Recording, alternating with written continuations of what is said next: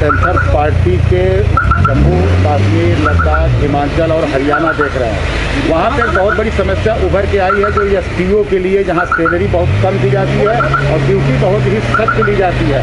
उस पर आप क्या कुछ कहना चाहेंगे? सबसे पहले मैं जो आपके चैनल्स हैं मैं इनका धन्यवाद करना चाहूँगा, और जो आपने हमसे सवाल पूछा ये एक वेरी इम्पॉर्टेंट क्वेश्चन आपने किया है, और ये एक इस वक्त बहुत बड़ी नाइंसाफ़ी उन लोगों के साथ हो रही है जो आपने पूछा है। मैं आपको जानकारी देना चाहूँगा कि जो हमारे जम्मू कश्मीर, लद्दाख, हिमाचल प्रदेश, हरियाणा और बहुत सारी रियासतों में जो हमारे एसपीओज़ हैं यानी स्पेशल पुलिस ऑफिसर, उनको जो सैलरी मिलती है उसमें उनको सिर्फ मात्र 6,000 रुपया महीना दी जाती है, यानी 200 रुपीज़ पर डे।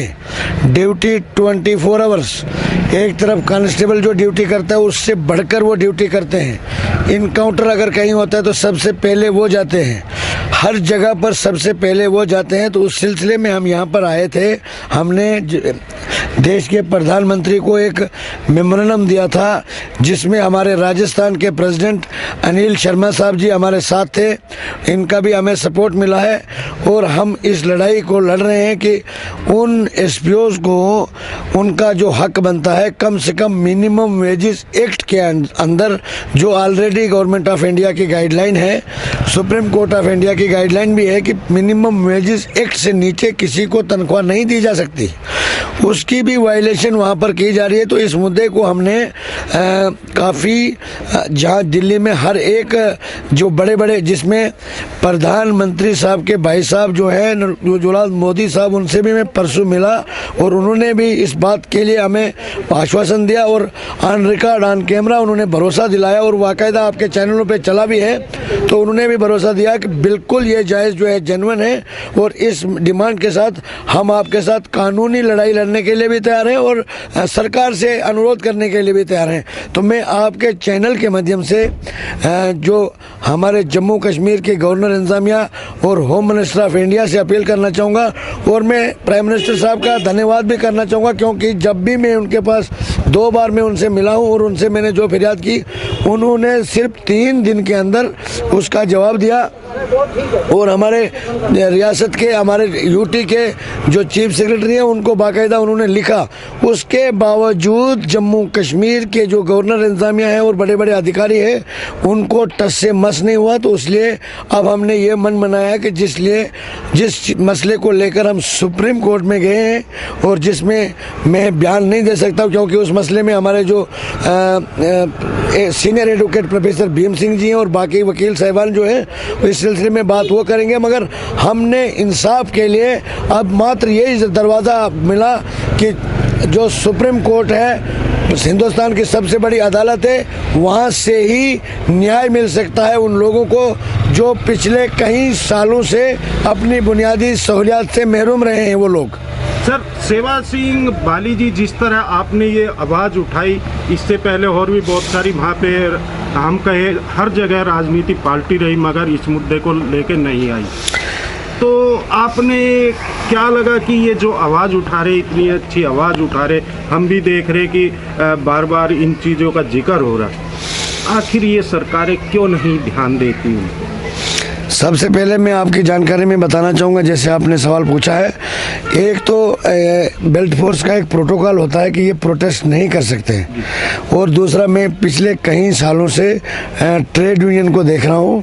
मैं ट्रेड यूनियन लीडर हूँ, ट्रेड यूनियन का जनरल सेक्रेटरी हूँ, नेशनल जनरल सेक्रेटरी, और यहाँ पर दिल्ली में जो जितने दिनों से मैं इन लोगों की आवाज़ को बुलंद कर रहा हूँ, और मैं धन्यवाद करना चाहूँगा कि यहाँ की जो टीम है हमारी, जिसमें हमारे अनिल शर्मा साहब है जो राजस्थान के प्रेसिडेंट हैं पैंथर्स पार्टी के, इन्होंने भी हमारे साथ कंधे से कंधा मिला के इस आवाज़ को आगे बुलंद किया है, और हमें उम्मीद है। और मैं आपकी जानकारी में बताना चाहूँगा कि जैसे आपने कहा पिछली सरकारों के बाद जम्मू कश्मीर में जो भी लीडर रहा है उसको हम लीडर मानते ही नहीं। मैं सेवा सिंह बाली कह रहा हूँ, अपने सही हिसाब से ये कह रहा हूँ, पूरे ऑथेंटिक विद प्रूफ कह रहा हूँ, ऑन कैमरा कह रहा हूँ कि जम्मू कश्मीर की जो लीडरशिप है उन्होंने जम्मू कश्मीर के लोगों को ओनली फॉर वोट बैंक के लिए इस्तेमाल किया है। किसी ने मज़हब के नाम पे उनको इस्तेमाल किया है, किसी ने इस्लाम के नाम पर इस्तेमाल किया है। और शेवर सिंह बाली ये कहना चाहता है कि जम्मू कश्मीर लद्दाख में न मज़हब खतरे में है न ये इस्लाम खतरे में है। अगर वो इस तरीके के बयान देते हैं तो उनकी कुर्सियाँ जो खतरे में हो सकती है। बाकी जम्मू कश्मीर में हिंदू मुस्लिम भाईचारा जो है वो एक परिवार की तरह ज़िंदा है और सदियों से एक हिंदू मुस्लिम भाईचारा जो कायम है वो आने वाले वक्त में भी कायम रहेगा। और उन सरकारों ने जो आज तक लोगों के साथ किया है तो हम कहते हैं कि उनको अगर लीडर की जगह बिजनेसमैन कहा जाए, वो सिर्फ अपनी कुर्सी के लिए जम्मू कश्मीर में राजनीति करते, चाहे कोई भी पार्टी हो। मैं किसी पार्टी को नहीं एक टारगेट कर सकता हूँ। मैं कहता हूँ 70 साल से जिन्होंने भी राज किया है तो जम्मू कश्मीर के लोगों के साथ विश्वासघात किया है, उनको उनके साथ जुल्म हुए हैं, आज भी वो जुल्म जारी है। हमारे दिल में एक उम्मीद की किरण जाग गई थी जब हमारा जम्मू कश्मीर में धारा 370 और 35A हटी थी कि अब हमारा डायरेक्ट जो लिंक है, हम अपने आप को अब फख्र से कह सकते हैं कि आई एम कंप्लीट इंडियन। बदकिस्मती की बात है कि इस वक्त भी हमारे जम्मू कश्मीर में 90% जो छोटे तबके के एम्प्लॉयज़ हैं वो सड़कों पर है विदाउट सैलरी।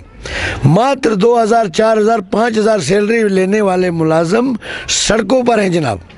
तो यही गुहार लगाने के लिए हम देश के प्रधानमंत्री के पास आए थे और हमें बड़ी खुशी भी है, हम अपने मिशन में कामयाब भी हुए और काफ़ी यहाँ के दिग्गज नेताओं की हमें सपोर्ट भी मिली, जिसमें हमारे अपने पार्टी के भी प्रेसिडेंट हैं अलग अलग स्टेट्स के, और साथ में यहाँ जो बड़े बड़े लीडर हैं जिसमें प्राइम मिनिस्टर ऑफ इंडिया के ब्रदर, रियल ब्रदर ने, उनके साथ भी मेरी मीटिंग हुई बाकायदा तौर पर। और एक आधे दिन के बाद फिर प्राइम मिनिस्टर साहब के पास टाइम मिल चुका है मुझे मिलने का। तो मैं यही समझता हूं कि अब जम्मू कश्मीर, लद्दाख, हिमाचल प्रदेश, हरियाणा या जहां भी हिंदुस्तान के किसी भी कोने में हमारे एसपीओस भाई हैं तो मैं ये लड़ाई लड़ रहा हूं और उनको इंसाफ दिला के रहूँगा। जैसे आपने बोला कि ये इनकी बात आपने कैसे उठाई, मैं खुद फॉरेंसिक साइंस यानी पुलिस फोर्स में 12 साल सर्विस करने के बाद मैंने रिज़ाइन किया है। मैं जानता था इनके दर्द को, क्योंकि ये प्रोटेस्ट नहीं कर सकते, ये बोल भी नहीं सकते हैं कि हमारे को ये प्रॉब्लम है। इसलिए इनकी दबी हुई आवाज़ को मैंने महसूस किया कि इनकी आवाज़ बन के मेरे को चलना चाहिए। और इस वक्त मैं इस स्टेज पर पहुंचा हूं और मैं धन्यवाद करना चाहूँ आप सब मीडिया चैनल्स का भी, जिन्होंने इस मुद्दे को इतना हाईलाइट किया है और देश की राजधानी में इस वक्त ब्रेकिंग न्यूज़ पे चला रहे हो आप इसको। तो मैं आपको जम्मू कश्मीर लद्दाख तमाम 35,000 परिवार की तरफ से आपको सलूट करता हूं, आपको थैंक्स करता हूं, जिन्होंने जो इस मुद्दे को बहुत ज़्यादा हाईलाइट किया। और इस वक्त जम्मू कश्मीर की गवर्नमेंट जो है, जिन्होंने इनके साथ तानाशाही रोल इनके ऊपर अपनाया था, अब उनकी हवा निकल चुकी है। अब वो हर रोज़ और वो यहाँ तक हमें कह रहे हैं कि हमें 2 दिन 3 दिन 4 दिन का टाइम दीजिए, हम इसको सेटल कर लेंगे। मगर अब हम टाइम देने के मूड में नहीं हैं। अब हमारा जो जंग है वो सुप्रीम कोर्ट में लड़ी जाएगी और वहाँ से इंसाफ मिलेगा। हमें पूरा भरोसा है देश की बड़ी अदालत पर कि हमारे जम्मू कश्मीर, लद्दाख, हरियाणा, हिमाचल प्रदेश के लोगों को, खासकर जो हमारे एसपीओस भाई और बहनें जो 24 घंटे ड्यूटी देकर हमारे देश का सुरक्षा में अपना योगदान दे रहे हैं, उनको इंसाफ मिलेगा। और आपके माध्यम से भी मैं उनके तरफ से आप सब चैनल्स को धन्यवाद करना चाहूँगा, क्योंकि ये एक गरीबी ज़मीनी सतह से जुड़ी हुई आवाज़ है। जिस तरीके से आपके चैनल्स ने इस आवाज़ को उठाया है, आप भी सलूट के हकदार हो। और मैं भी आपका चैनल्स का एक बार अपने तरफ से और 35,000 एम्प्लॉयज़ एसपीओस की तरफ से सलूट करता हूँ, शुक्रिया अदा करता हूँ। यही हमारा कहना है। Anil Sharma ji, national panthers party के आप राजस्थान के प्रदेश अध्यक्ष हैं। अगर हम किसानों की बात करें, जिस तरह किसान आज भी ठंड में बॉर्डर पे बैठे हुए और सुप्रीम कोर्ट का भी कुछ आया कि इस पर रोक लगनी चाहिए, तो क्या कहना चाहेंगे आप? मास्क नीचे कर। देखिए, ये जो मुद्दा है पूरे देश के अंदर फैल गया है और इसमें सुप्रीम कोर्ट का जो आदेश है, मैं ये कहूँगा कि आदेश का हमें पालन करना चाहिए। बाकी पैंथर्स पार्टी किसानों के साथ है और किसानों के साथ भी है और किसानों की जो शर्तें हैं उस पर भी हम सोच विचार करके उनके साथ का पूरा सहयोग देने का हम मन बना रहे हैं। और हमारा पूरा सपोर्ट पैंथर पार्टी की तरफ से है किसान भाइयों के लिए। सर, आप बीच बीच में राजस्थान में जाते रहते हैं और वहाँ पे किसानों से मिलते रहते हैं, क्या आवाज़ वहाँ से आ रही? जैसे कि जो आज की सरकार है वो कहती है कि ये जो यहाँ पे धरने प्रदर्शन पे बैठे ये किसान नहीं है। नहीं, मैं गया भी हूँ और किसानों की दशा देखी भी है, क्योंकि बॉर्डर पड़ता है, मेरा हरियाणा भी पड़ता है। मैं जब जाता हूँ राजस्थान जयपुर तो राजस्थान का भी पड़ता है। इसमें किसान भी हैं और आम आदमी भी हैं, लेकिन किसानों का जो कहना है, जहाँ तक मैं समझता हूँ कि उनकी जो मांग है उस पर सरकार को ध्यान देना चाहिए और इसको जल्दी से जल्दी फैसला कर, क्योंकि आम पब्लिक जो परेशान है ये किसानों से ज़्यादा है। तो इसलिए जिस तरह किसान कह रहे कि कृषि बिल वापस होना चाहिए और सरकारें कह रही कि खाली इसमें आपको जो चेंजिंग है वो करवा लो, जो भी आपको कुछ गलत लगता है उसके वो हम करने के लिए तैयार है, मगर वापस करने के लिए सरकार भी अपनी जीत पे अड़ी हुई है और उधर किसान भी अपनी जीत पे अड़े हुए कि कृषि बिल वापस होना चाहिए। देखिए, ये फैसला सुप्रीम कोर्ट में जा चुका है और सुप्रीम कोर्ट जो निर्णय करेगी उसे किसान भी मानेंगे, सरकार भी मानेगी। तो अभी आप चलते चलते किसानों को क्या मैसेज देना चाहेंगे? और आपके साथ सेवा सिंह भी बाली जी भी हैं, जैसे इन्होंने जम्मू कश्मीर और जगह की जो आवाज़ उठाई उस पर क्या कहना? देखिए, सेवा सिंह जी हमारे भाई हैं और हम इनके साथ हैं हर तरह से।